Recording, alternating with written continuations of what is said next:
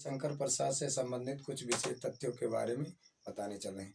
जयशंकर प्रसाद आधुनिक काल में जो छायावाद युग है, उस छायावाद के युग में यानी छायावाद के कवियों में बृहत्त्रयी और लघुत्तरयी दो भागों में बांटा गया है। तो उसमें बृहत्त्रयी में पहला स्थान इनको प्राप्त है और यह हम कह भी सकते हैं या हमारे साहित्यकारों के द्वारा कहा भी गया है कि जयशंकर प्रसाद जो है छायावाद युग के ब्रह्मा माने जाते हैं। तो आइए हम उनके बारे में चर्चा करते हैं कि इनका जन्म कब हुआ था, कहाँ हुआ था, इनके माता पिता कौन थे और इनकी कौन कौन सी काव्य कला थी, कौन कौन सी गद्य कला थी और इन्होंने साहित्य का योगदान, साहित्य की सेवा किस रूप में किया है। ठीक, आइए ज़्यादा समय न लेते हुए सीधे हम जयशंकर प्रसाद जी से संबंधित विशेष तथ्यों के बारे में पढ़ते हैं। तो देखिए, जयशंकर प्रसाद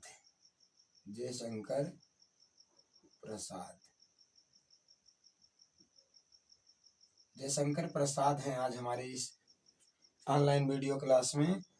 अब देखिए, जयशंकर प्रसाद आधुनिक काल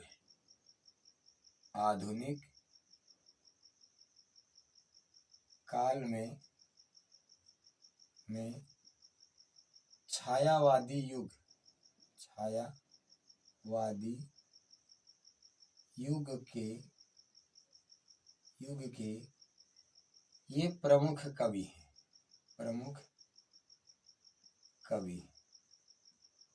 ठीक, छायावादी युग के ये क्या हैं, प्रमुख कवि हैं। या इनको छायावाद युग का ब्रह्मा भी कहा जाता है। इनको छायावाद युग का क्या कहा जाता है? इनको छायावाद युग का ब्रह्मा भी कहा जाता है। यानी ये छायावाद युग के ब्रह्मा भी कहलाते हैं। इनको छायावाद युग में बृहत्त्रयी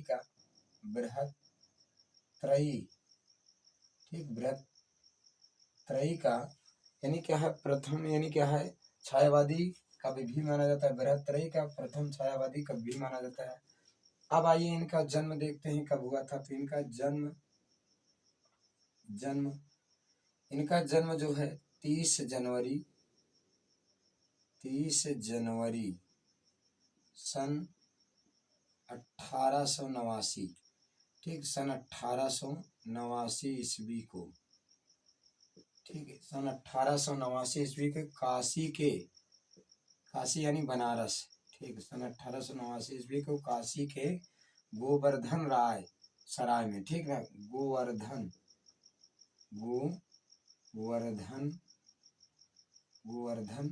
सराय के सुंघनी साहू। ठीक, गोवर्धन सराय के सुंघनी साहू, ठीक है ना, सुंघनी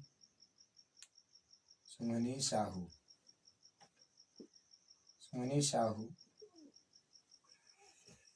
परिवार में हुआ था। सुंघनी साहू परिवार, ठीक है, सुंघनी साहू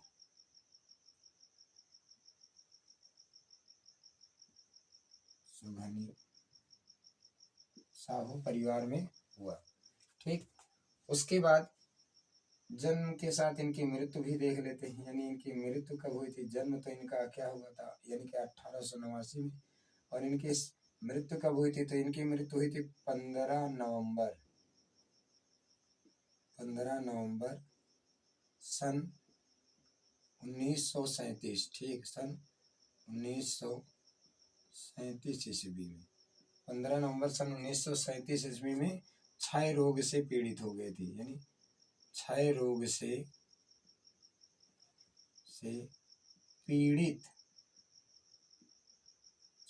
पीड़ित होने के कारण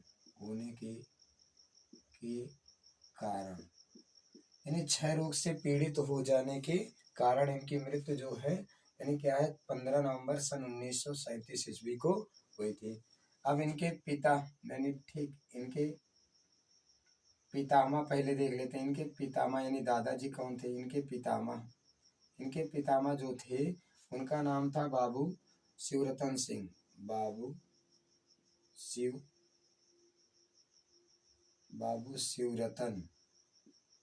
शिवरतन साहू। ठीक, बाबू शिवरतन साहू। और इनके पिताजी कौन थे? यानी इनके पिता का नाम क्या था? पिता का नाम क्या था? पिता का नाम जो था वह था बाबू देवी प्रसाद। बाबू देवी प्रसाद, ठीक। बाबू देवी प्रसाद। इनका पारिवारिक पारिवारिक धंधा क्या था? इनका पारिवारिक धंधा था, यानी क्या है, इनका पारिवारिक धंधा था जर्दा विक्रेता, यानी ये जर्दा विक्रेता थे। जर्दा विक्रेता इनका पारिवारिक धंधा था, ठीक। उसके बाद यानी फिर इनका क्या है अब, यानी इनके गुरु का नाम क्या था? ठीक, तो इनके गुरु का नाम भी मोहिनी लाल। ठीक, गुरु का नाम मोहिनी लाल, ठीक, मोहिनी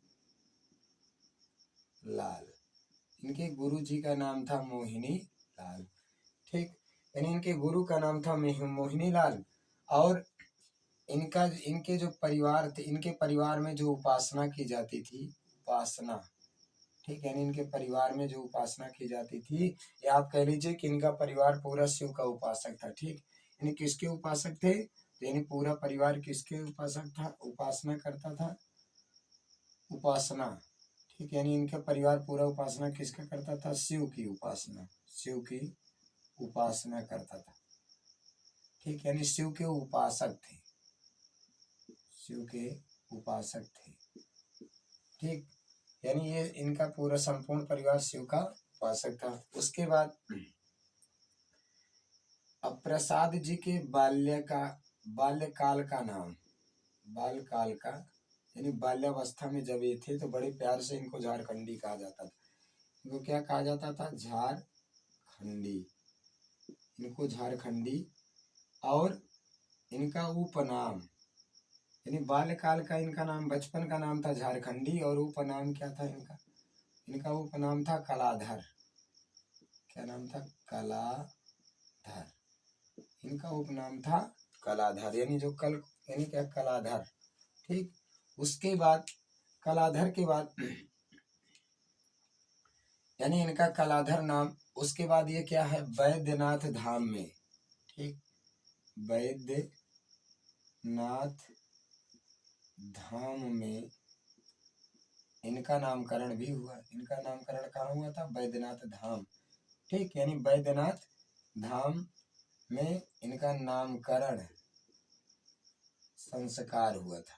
इनका नामकरण संस्कार कहाँ हुआ था? वैद्यनाथ धाम में हुआ था, ठीक।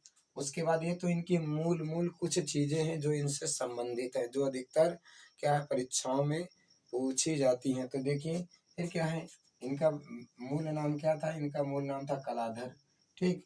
उसके बाद इनके बड़े भाई का क्या नाम था? तो इनके जो बड़े भाई थे, बड़े भाई, तो बड़े भाई का नाम था शंभू नाथ सहाय, ठीक है ना। यानी क्या था? शंभू नाथ साहू, शंभुनाथ साहू इनके बड़े भाई का नाम था।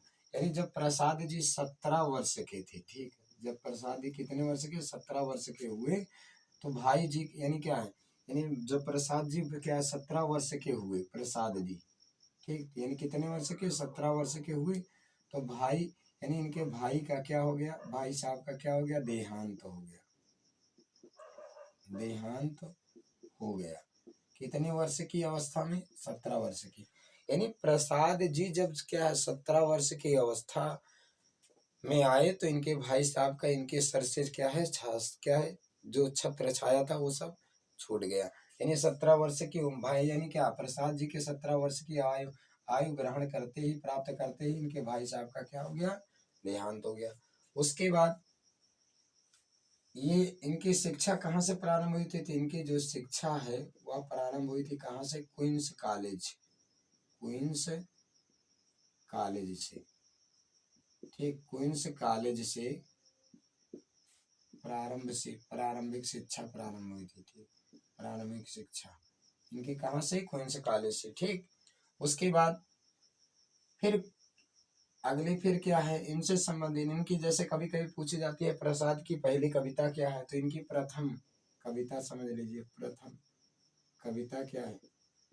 इनकी प्रथम कविता क्या है? तो इनकी प्रथम जो कविता है वह है सावन पंचक। सावन पंचक किस सन में? यानी ये जो है सन 1906 में। ठीक, यानी सन क्या है? 1906 ईस्वी में। यानी सावन पंचक इनके क्या है? 1906 ईस्वी में प्रकाशित जो इनकी पहली कविता है। और ये 1906 ईस्वी में ये भारतेंदु पत्रिका में, यानी क्या है? इनकी जो सावन पंचक कविता है ये 1906 ईस्वी में भारतेंदु पत्रिका में इनके उपनाम से छपी थी। इनके किस नाम से? उपनाम से। इनका उपनाम क्या था? कलाधर। यानी इनके उपनाम से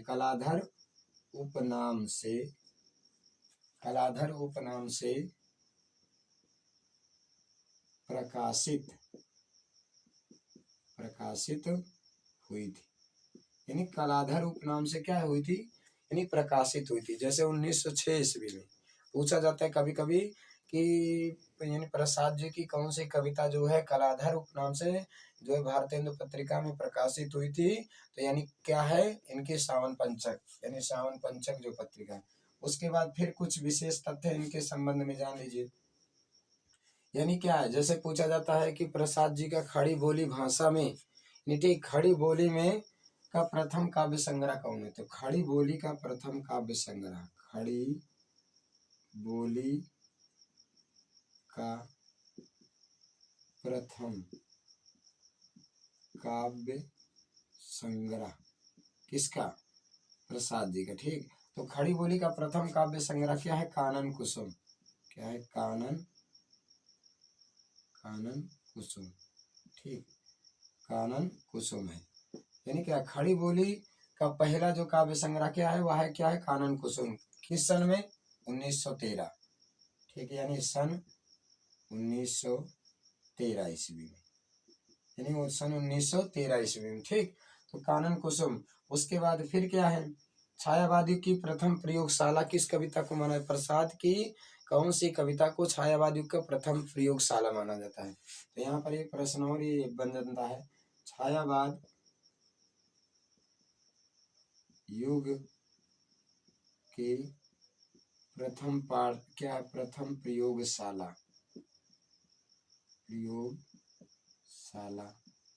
ठीक, प्रथम प्रयोगशाला प्रसाद की किस कविता को? प्रसाद की किस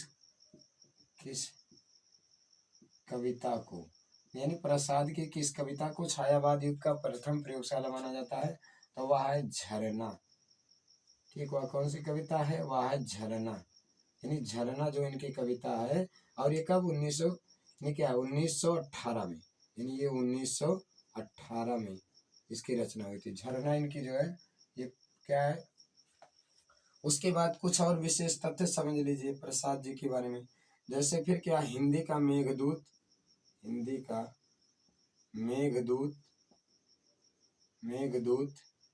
वैसे मेघदूत तो कालिदास की रचना है। ठीक, तो लेकिन हिंदी का मेघदूत तो इनकी एक कविता है आंसू। कौन सी कविता? 1925 में। ठीक, इनकी एक कविता क्या है? आंसू है। और ये कब है? 1900। और इसमें कितने छंद हैं? इसमें क्या 133 छंद हैं। यानी इसमें कितने छंद? तो इसमें 133 छंद हैं।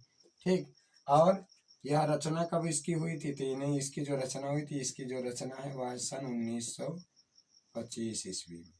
1925 ईस्वी। ठीक, तो ये तो थे इनके कुछ क्या है? विशेष तथ्य। जैसे एक बार हम यहाँ पर रिपीट कर लेंगे, एक बार देख लेंगे।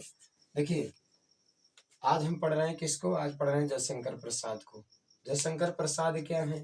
जयशंकर प्रसाद का आधुनिक काल में छायावादी युग के प्रमुख कवि माने जाते। जयशंकर प्रसाद छायावादी युग में आधुनिक काल के क्या? आधुनिक काल में, यानी क्या है? आधुनिक काल में छायावाद युग के क्या माने जाते हैं? प्रमुख कवि माने जाते हैं। और इन्हीं को छायावाद का ब्रह्मा भी कहा जाता है और बृहत्त्रयी में इनका पहला स्थान भी है। अब इनका जो जन्म हुआ था वह हुआ था 30 जनवरी सन क्या है? 1889 ईस्वी को काशी के एक गोवर्धन राय गांव में और सुंगनी साहू परिवार में हुआ था। ठीक। उसके बाद 15 नवंबर सन 1937 को इनका देहावसान हो गया। और किसके कारण हुआ? क्षय रोग से पीड़ित हो गए। ठीक, क्षय रोग से पीड़ित होने के कारण इनका जो है देहावसान हो गया। उसके बाद इनके पितामह यानी पितामह ने दादाजी, दादाजी का क्या नाम था? शिवरतन साहू। और पिताजी का क्या नाम था? बाबू देवी प्रसाद साहू। ठीक। उसके बाद इनका पारिवारिक व्यवसाय क्या था? धंधा क्या था? तो जर्दा विक्रेता, मतलब ये यहाँ इनके यहाँ तंबाकू का व्यापार होता था। ठीक, इनके यहाँ किसका व्यापार होता था? तंबाकू का। और संपूर्ण परिवार किसका उपासक था? शिव जी का उपासक, शिव की उपासना करता था, यानी इनके शिव जी के उपासक थे। उसके बाद इनके बाल्यकाल का क्या नाम था? तो ये यानी क्या प्रसाद के बाल्यकाल का नाम झारखंडी था और उपनाम क्या था? कलाधर था। ठीक। बैद्यनाथ धाम में इनका क्या हुआ था? नामकरण संस्कार हुआ था, यानी बैद्यनाथ जो धाम है उसी बैद्यनाथ धाम में इनका क्या हुआ था? नामकरण हुआ था। उसके बाद बड़े भाई शंभुनाथ साहू, जब ये 17 वर्ष के प्रसाद जी हुए तो भाई यानी इनके भाई शंभुनाथ साहू का इनके सर से छत्र छाया उड़ गया, मतलब इनका स्वर्गवास भी हो गया। तो पारिवारिक जिम्मेदारी किसके पास आ गई? पारिवारिक सारी जिम्मेदारी प्रसाद जी के पास आ गई। ठीक। उसके बाद प्रसाद जी की प्रथम कविता क्या है? सावन पंचक है, जो सन 1906 ईस्वी में भारतेंदु पत्रिका यानी क्या है काशी से कलाधर उपनाम के से प्रकाशित होती थी। उसके बाद खड़ी बोली का प्रथम काव्य संग्रह क्या है? कानन कुसुम है प्रसाद जी का, जो 1913। उसके बाद छायावाद युग की प्रमुख प्रयोगशाला यानी छायावाद युग की प्रथम प्रयोगशाला प्रसाद की किस कृति को कहा जाता है? तो झरना को कहा जाता है। ठीक। हिंदी का मेघदूत यानी प्रसाद को हिंदी की किस कविता को हिंदी का मेघदूत कहा जाता है? तो आंसू को कहा जाता है, यानी आंसू यानी जो यहाँ इनकी आंसू है इसमें कुल 133 छंद हैं और क्या है यानी 1925 ईस्वी में इसकी रचना हुई थी। लेकिन मेघदूत मेघदूत जो मूल रचना है, मूल रचना ये कालिदास की है, कालिदास की। ठीक, यानी मेघदूत जो क्या है मूल रचना है वो किसकी है? कालिदास की है। ठीक, तो यहाँ पर हमने आज आपको ये बताया है। अब थोड़ा इसको मिटाएंगे, उसके बाद इनकी हम कुछ महत्वपूर्ण रचनाएं देख लेते हैं, यानी इनका काव्य कौशल, यानी इनका काव्य कौशल क्या है इसको भी हम थोड़ा यहाँ पर देख लेते हैं कि इन्होंने साहित्य के किन किन विधाओं में अपने साहित्य का योगदान यानी अपने ज्ञान का योगदान दिया है। तो यानी इनका साहित्य में क्या क्या योगदान रहा है इसके बारे में भी हम थोड़ा यहाँ पर देखेंगे। ठीक, तो यानी इनकी कौन कौन सी रचनाएं हैं किस ठीक मूल रचनाओं को देखेंगे, क्योंकि अधिकतर इनकी 78 कहानियां हैं, तो पूरी कहानियां तो लिख नहीं सकते हैं, इसलिए कुछ ऐसी महत्वपूर्ण कहानियां हैं जो परीक्षाओं में अधिकतर पूछी जाती है, तो उसको हम देखेंगे। पहले इनकी हम देख लेते हैं यानी काव्य सेवा, साहित्य सेवा। ठीक, किन किन विधाओं में इन्होंने साहित्य की सेवा की है? तो साहित्य का सेवा कार्य, मतलब साहित्य का किस रूप में इन्होंने सेवा किया। तो ये पहले क्या थे यानी क्या ये काव्यकार भी हैं। उसके बाद दूसरा ये कहानीकार भी हैं, उसके बाद तीसरा यानी क्या कहानीकार हैं, उपन्यासकार हैं, ठीक उपन्यासकार भी हैं, उसके बाद चौथा फिर ले लीजिए नाटककार भी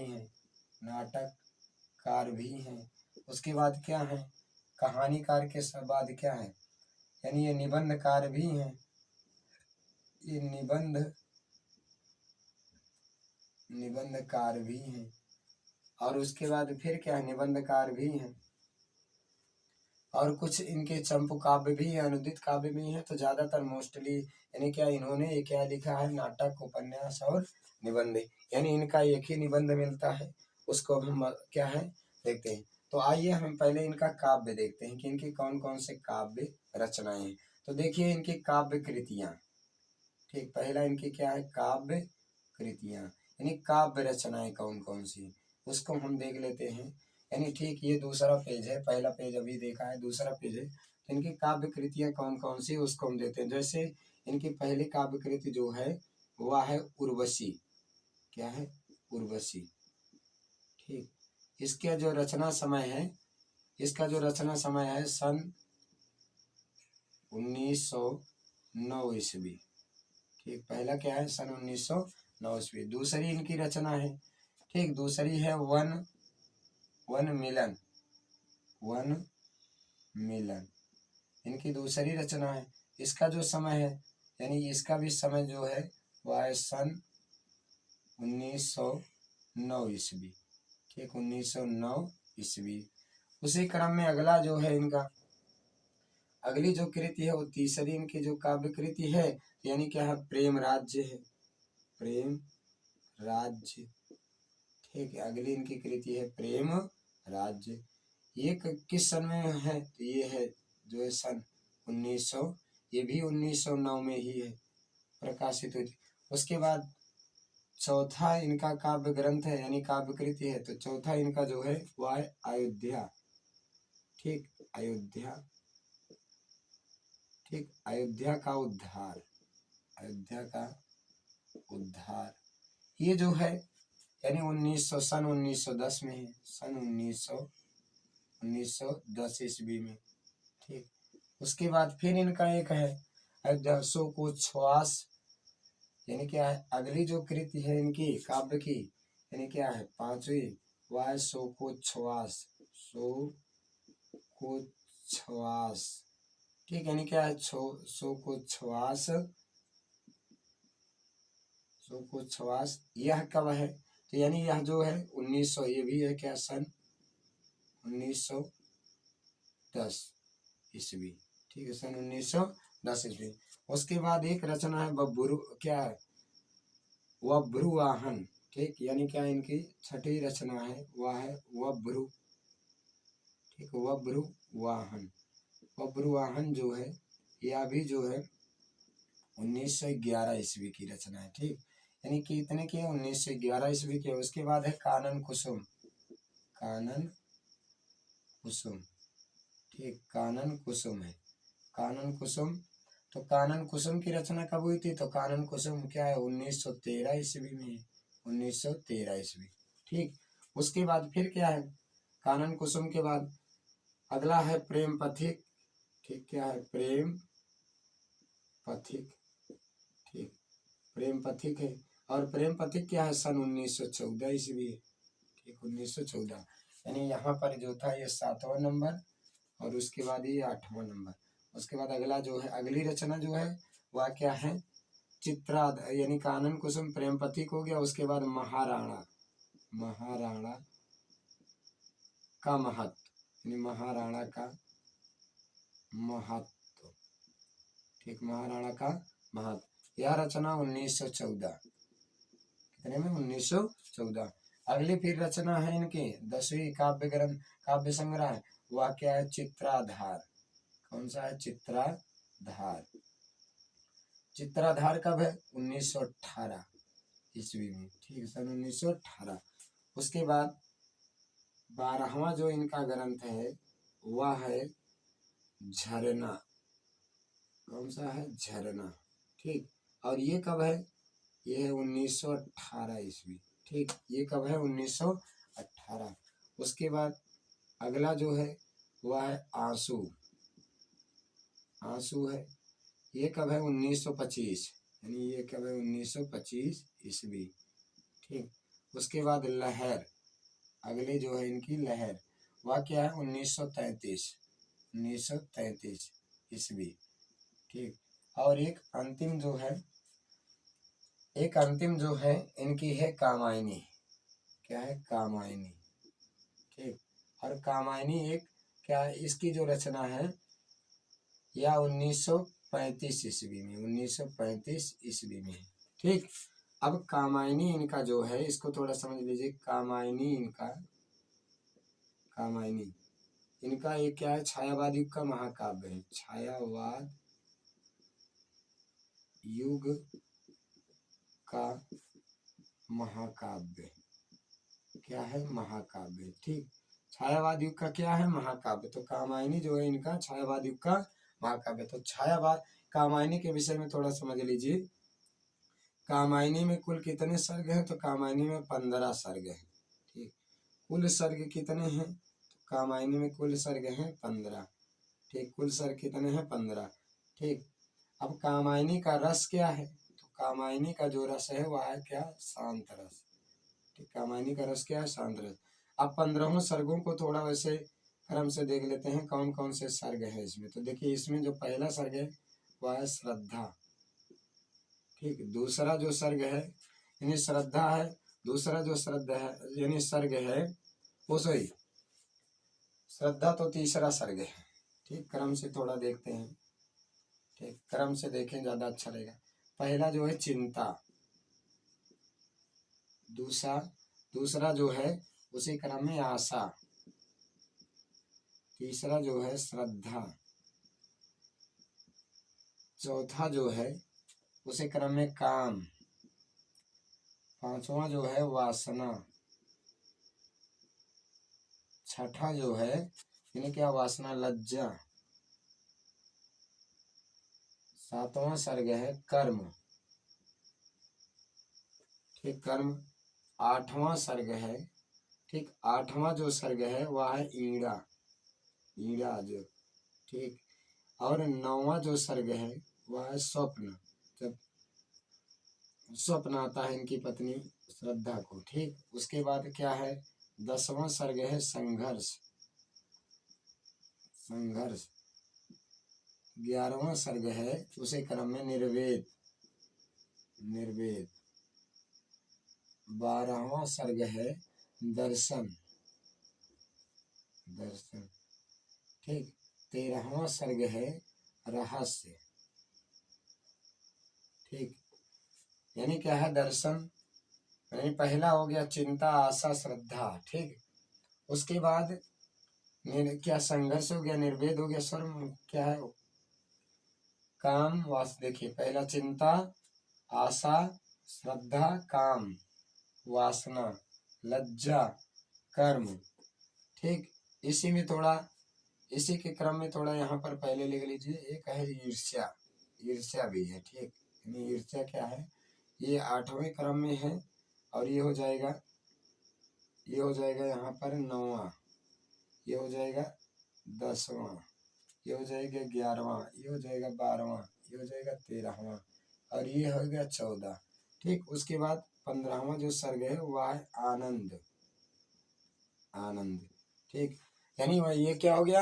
आनंद। तो ये हो गए कामायनी महाकाव्य के यानी क्या? कितने सर्ग? कामायनी महाकाव्य में कितने सर्ग हैं? तो कामायनी में 15 सर्ग हैं। तो हमने यहाँ पर 15 के पहला चिंता, आशा, श्रद्धा, काम, वासना, लज्जा, कर्म, ईर्ष्या, ईड़ा, स्वप्न, संघर्ष, निर्वेद, दर्शन, रहस्य और आनंद। ठीक, अब इसमें कुछ प्रतीक भी दिए गए हैं तो थोड़ा इनको प्रतीक को भी हम समझ लेते हैं। प्रतीक प्लस पात्र।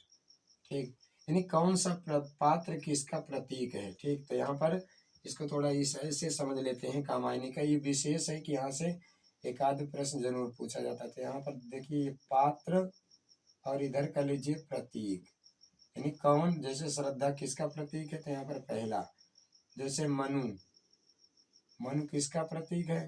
तो मन जो है कामायनी में किसके प्रतीक है? मनु जो है मन के प्रतीक है। दूसरा श्रद्धा, श्रद्धा नायिका थी तो श्रद्धा जो है यानी क्या है? ये हृदय, क्या श्रद्धा जो है किसका प्रतीक है? तो श्रद्धा हृदय का प्रतीक है। ठीक, उसके बाद तीसरा ईड़ा, ईड़ा, ईड़ा जो है यह बुद्धि का प्रतीक है, बुद्धिमान है। ठीक, उसके बाद चौथा उसी क्रम में है कुमार, मतलब जो श्रद्धा और मनु का पति था कुमार, कुमार जो पुत्र था, सॉरी पुत्र था। ये किसका प्रतीक है? मानव का। ठीक है, किसका प्रतीक है? मानव का। अब देखिए नायक कौन है इसका? तो नायक है मनु और नायिका कौन है? तो नायिका जो है वह है कौन? श्रद्धा। ये मनु कहाँ के थे? ठीक, तो मनु जो थे ये थे गंधर्व प्रदेश। ठीक, और श्रद्धा कहाँ की थी? तो ये थी सारस्वत प्रदेश, सारस्वत प्रदेश। ठीक। मनु कहाँ के थे? गंधर्व प्रदेश। और क्या श्रद्धा कहाँ की थी? सारस्वत प्रदेश की थी। ठीक। तो थोड़ा इसको आप जानते रहिए यहाँ पर कि मनु का यानी मनु कहाँ के थे? तो मनु क्या थे? ओ सॉरी, आप थोड़ा यहाँ से इसको ये थोड़ा आप समझ लीजिए, थोड़ा स्थान इधर हो गया। मनु जो थे ये कहाँ के थे? मनु थे सारस्वत प्रदेश, सारस्वत प्रदेश के थे। और श्रद्धा कहाँ की थी? तो श्रद्धा जो थी गंधर्व प्रदेश की थी, गंधर्व प्रदेश। ठीक। तो ये थे कामायनी के कुछ विशेष तथ्य। ठीक। तो ये क्या थे? कामायनी के विशेष तथ्य। थोड़ा इसको और समझ लीजिए। जैसे प्रसाद जी के बारे में, प्रसाद जी की काव्य कला क्या है, यानी साहित्यिक सेवा कार्य क्या है? तो प्रसाद जी साहित्य में कहानीकार के रूप में है, उपन्यासकार के रूप में, नाटककार के रूप में, निबंधकार के रूप में। अब इनकी काव्य कृतियां क्या है, मतलब काव्यकार के रूप में? तो इनकी पहली है उर्वशी, और यह किस सन में है? 1909 ईस्वी में। उसके बाद है वन मिलान, यानी क्या? वन मिलन, और यह का किस सन में है? 1909 ईस्वी में।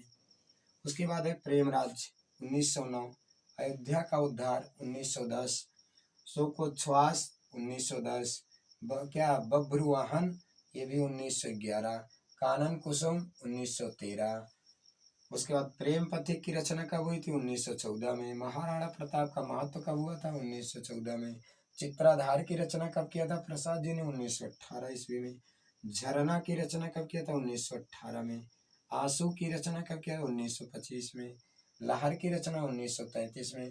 कामायनी की रचना कब किया था? 1935 में। कामायनी में कुल कितने सर्ग हैं? 15 सर्ग हैं, और वो क्रम से इस प्रकार है। ठीक। कामायनी का रस क्या है? शांत रस है। ठीक। और इसका छंद क्या है? त्रोटक है। ठीक। यानी इसका जो छंद है वो क्या है? त्रोटक, त्रोटक छंद है। ठीक। त्रोटक छंद है इसमें। इसका कामायनी के 15 सर्गों में पहला जो सर्ग है चिंता, दूसरा है आशा, तीसरा है श्रद्धा, चौथा है काम, पांचवा है वासना, छठा है लज्जा, सातवां है कर्म, आठवां है ईर्ष्या, नौवां है ईड़ा। ठीक। और 10वां है स्वप्न, 11वां है संघर्ष, 12वां है निर्वेद, दर्शन, रहस्य, और 15वां जो है वह क्या है? आनंद है। तो कभी कभी ऐसे पूछ लेता पहला सर्ग, पहला सर्ग कौन सा है? पहला है चिंता, दूसरा सर्ग कौन, अंतिम सर्ग कौन सा है?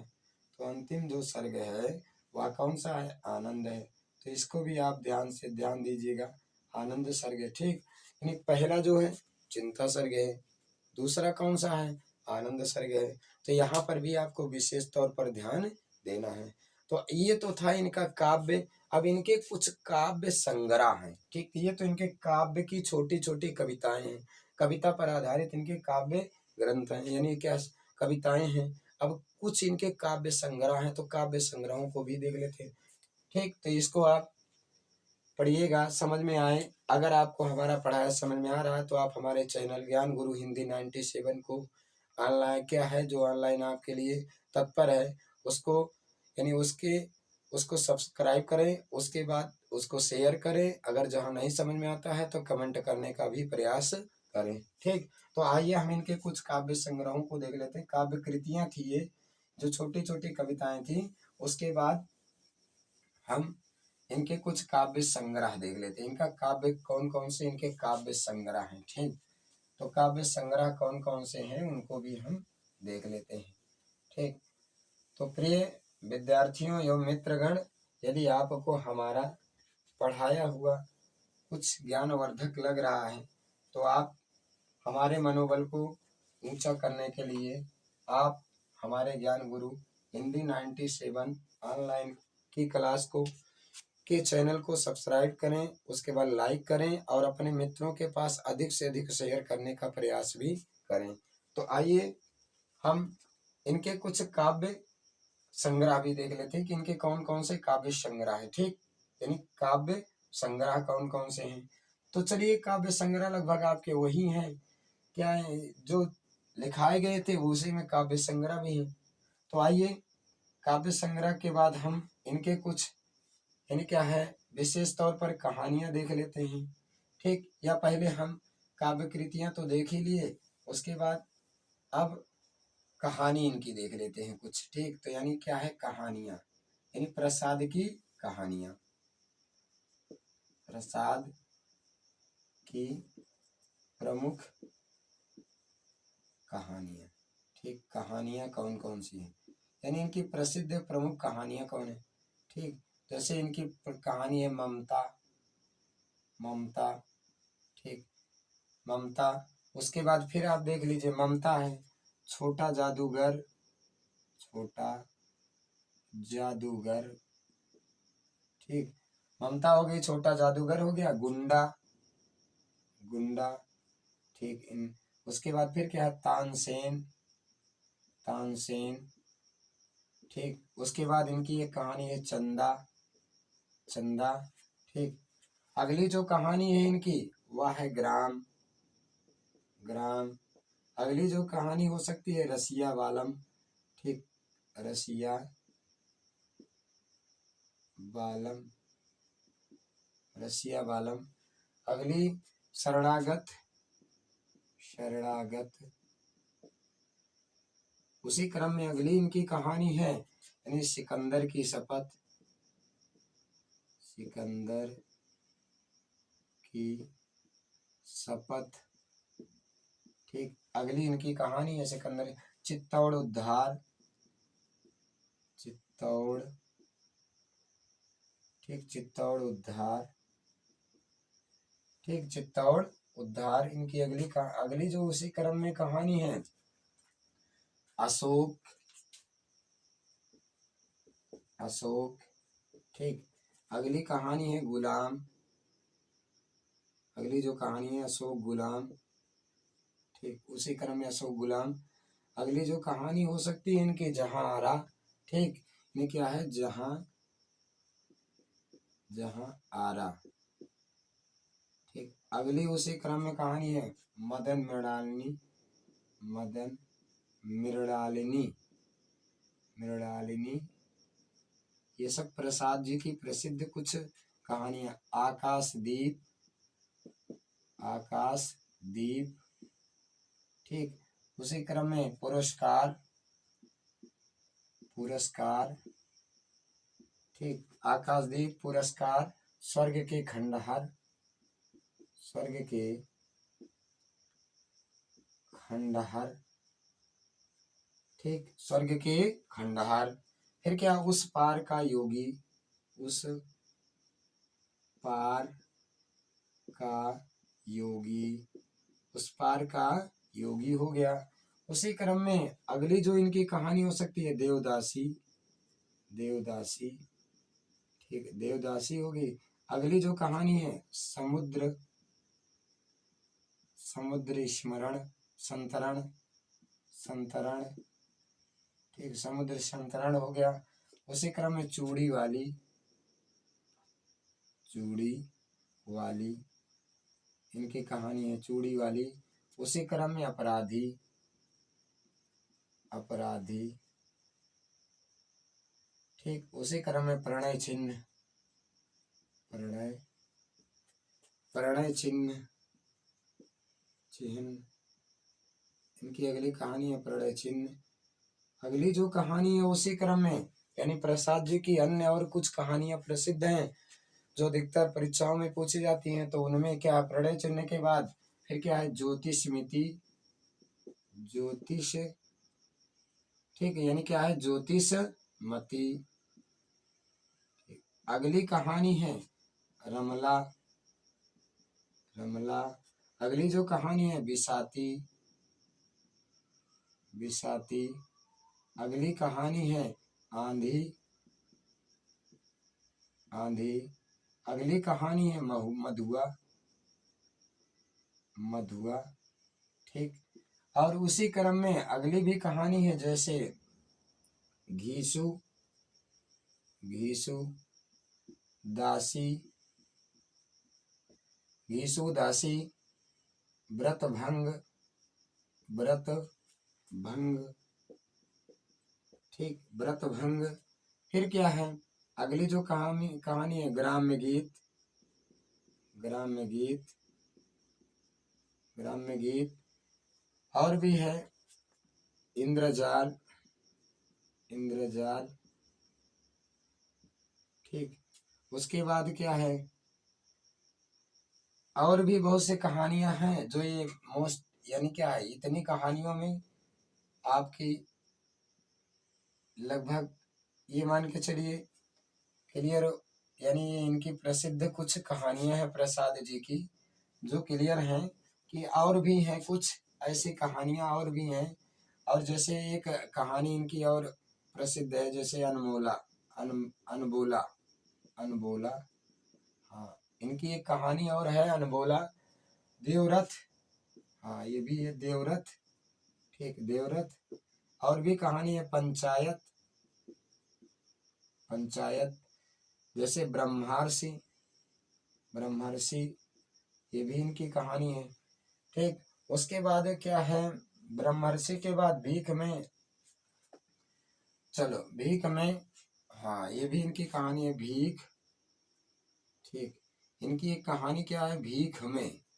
ठीक, कौन सी कहानी है भीख में, वो भी बहुत प्रसिद्ध है। उसके बाद क्या है, जैसे विजया है, ये भी इनकी कहानी है। तो अब ज्यादा नहीं लिखेंगे, केवल बस यही बहुत प्रसिद्ध थी कहानियां, यानी जो ये इनकी प्रसिद्ध कहानियां। ठीक, उसके बाद कहानियों के बाद और भी हम कुछ देख लेते हैं इनकी। जैसे इनकी कहानी संग, ये तो इनकी कहानियां थी, छोटी छोटी कहानियां हैं। अब इनके कुछ कहानी संग्रह हैं। ठीक, कहानी संग्रह। तो इनके कहानी संग्रह कौन कौन से हैं उसमें को हम देख। जैसे इनकी कहानी संग्रह पहली है, पहली कहानी संग्रह है प्रतिध्वनि।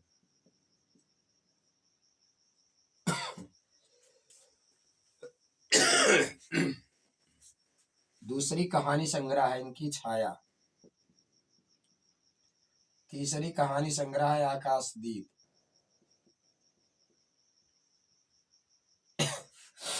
आकाशदीप। चौथी कहानी है इनकी आंधी, आंधी। ठीक, और पांचवी जो कहानी संग्रह है इनका वह है इंद्रजाल। कौन सा है, इंद्रजाल। ये इनके कहानी संग्रह है। ठीक, तो यानी ये इनके कहानी संग्रह। उसी क्रम में हम देख लेते हैं इनके उपन्यास। इनके क्या देख लेते हैं, उपन्यास। इनके कौन कौन से उपन्यास हैं। जैसे इनका पहला उपन्यास है कंकाल, क्या है, कंकाल। दूसरा उपन्यास क्या है इनका, तितली, तितली। और तीसरा उपन्यास है इरावती, इरावती। और ये पूर्ण नहीं है, ये क्या है, अपूर्ण है। ठीक, जैसे कभी कभी पूछा जाता है कि प्रसाद की कौन सी कृति अपूर्ण है, तो प्रसाद की जो इरावती कृति है यह क्या है, अपूर्ण है। ठीक, ये पूर्ण नहीं है। उसके बाद इसी क्रम में इनका निबंध कौन सा है, यानी ये निबंधकार भी थे, तो इनका निबंध कौन सा है। ठीक, निबंध। तो इनका जो निबंध है वह है काव्य कला, काव्य कला। ठीक, इनका क्या है, काव्य कला। और अन्य, और अन्य निबंध, निबंध, काव्य कला और निबंध। ठीक, तो ये क्या थे इनके, यानी ये तो इनकी कहानियां थी। जैसे एक बार इसको हम रिपीट कर लेते हैं। जैसे इनकी पहले यानी क्या है, यानी इनकी कहानी है ममता। ठीक, यानी इनकी प्रसिद्ध यानी क्या छोटी यानी क्या प्रमुख छोटी कहानियां हैं। ठीक, और ये कहानी संग्रह है, यानी क्या इन्हीं में से इनको संकलित किया गया। जैसे ममता, छोटा जादूगर, गुंडा, तानसेन, चंदा, ग्राम, रसिया बालम, शरणागत, सिकंदर की शपथ, चित्तौड़ का उद्धार, अशोक, गुलाम, जहां आरा, मदन मृणालिनी, आकाशदीप, पुरस्कार, स्वर्ग के खंडहार, उस पार का योगी। ठीक, उस पार का योगी, देवदासी, समुद्र संतरण, चूड़ी वाली, अपराधी, प्रणय चिन्ह, ज्योतिस्मृति, रामला, रमला, बिसाती, आंधी, मधुआ, घीसु, दासी, व्रत भंग, ग्राम्य गीत, इंद्रजाल, अनबोला, देवरथ, पंचायत, पंचायत, ब्रह्मर्षि। ठीक, और भी बहुत से हैं, जैसे विजया है, की अमिट स्मृति है, नीरा है, ये सब इनकी अन्य भी रचना क्या है जो उतना प्रसिद्ध नहीं है। ठीक, अब कहानी संग्रह में इनका क्या है, जैसे प्रतिध्वनि है, छाया, आकाशदीप, आंधी, इंद्रजाल। ठीक, तो ये सब क्या है, इनके कहानी संग्रह है। ये सब क्या है, कहानी संग्रह है। अब इनका उपन्यास है, तो इनके 3 उपन्यास है, कंकाल, तितली, इरावती। इरावती इनका पूर्ण नहीं है, अपूर्ण है। उसी प्रकार ये निबंधकार भी थे, तो इनका निबंध काव्य कला और अन्य निबंध, मतलब काव्य का कला और अन्य निबंध। तो ये जो थे इनके क्या थे, कुछ कहानियां प्रसिद्ध थी और कुछ उपन्यास थे, और उसके बाद फिर क्या था इनका, यानी निबंध था। तो इनकी अभी एक कृति यानी क्या, इनका अभी एक साहित्यिक योगदान बच रहा है जो है नाटक। तो इनके कुछ प्रसिद्ध मूल नाटक हैं, उनको देख लिया जाए। उसके बाद फिर अगले वीडियो में हम अगले कवि को देखेंगे जो अगले प्रसिद्ध कवि हैं। तो अब इनका हम नाटक देख लेते हैं कि प्रसाद जी के कौन कौन से प्रसिद्ध नाटक हैं। ठीक, तो आइए हम नाटक देखते हैं। ठीक, तो यानी इनके कौन कौन से प्रसिद्ध नाटक, यानी प्रसाद जी ने रंगमंचीय अभिनय के द्वारा साहित्य की जो सेवा कराई की है, यानी जिसको, यानी वह साहित्य का सेवा कार्य जो रंगमंचीय द्वारा अभिनय किया जा सके, यानी वह नाटक। तो नाटक इनके कौन कौन से हैं, तो यहाँ पर हम देख लेते हैं कि प्रसाद के प्रसिद्ध नाटक कौन कौन से हैं। तो यानी क्या है, ये नाटक कार थे। देखिए इनका ये क्लियर हो गया, ये क्लियर हो गया, ये भी क्लियर हो गया, ये क्लियर हो गया। अब बचा क्या ऊपर, नाटक। इनके नाटक हम देख लेते हैं कौन कौन से हैं नाटक। ठीक, इनका नाटक कौन कौन से हैं। जैसे इनका पहला नाटक है प्रायश्चित। प्रायश्चित, ठीक, इनका पहला नाटक जो क्या है, वह क्या है, प्रायश्चित है। ठीक, प्रायश्चित किसी की कहानी भी है और नाटक भी है। उसके बाद दूसरा जो है सज्जन। सज्जन, तीसरा नाटक इनका जो है वह है कल्याणी परिणय। परिणय, ठीक, कल्याणी परिणय। ठीक, कल्याणी परिणय। अगला जो है इनका, उसी क्रम में चौथा जो है नाटक है वह है अजात शत्रु। अजात शत्रु, कौन सा है, अजात शत्रु है। ठीक, अजात शत्रु है। पांचवा जो है अजात शत्रु के बाद विशाख है। विशाख। छठा जो है नाटक, यानी छठा का जन्मेजय। जन्मेजय, ठीक, जन्मेजय का नाग यज्ञ। जन्मेजय का नाग यज्ञ। ठीक, अगला जो है सातवां जो है, ठीक, यानी सातवां जो है वह है कामना। कामना, ठीक, ये नाटक है इनके। उसके बाद उसी क्रम में जो आठवां है, ठीक, आठवां जो है स्कंदगुप्त। स्कंदगुप्त, ठीक, स्कंदगुप्त। उसके बाद फिर अगला जो है नौवां जो है चंद्रगुप्त। चंद्रगुप्त, ठीक, चंद्रगुप्त है। उसके बाद फिर क्या है, 10वां एक घूंट। एक घूंट, कहीं कहीं पर इसको एकांकी भी माना जाता है। उसके बाद 11वां जो है ध्रुव स्वामिनी। ठीक, कौन सा है, ध्रुव स्वामिनी। ध्रुव स्वामिनी, इनके नाटक हैं। उसके बाद 12वां है राज्यश्री। राज्यश्री, ठीक, और 13वां नाटक है उसी क्रम में अग्निमित्र।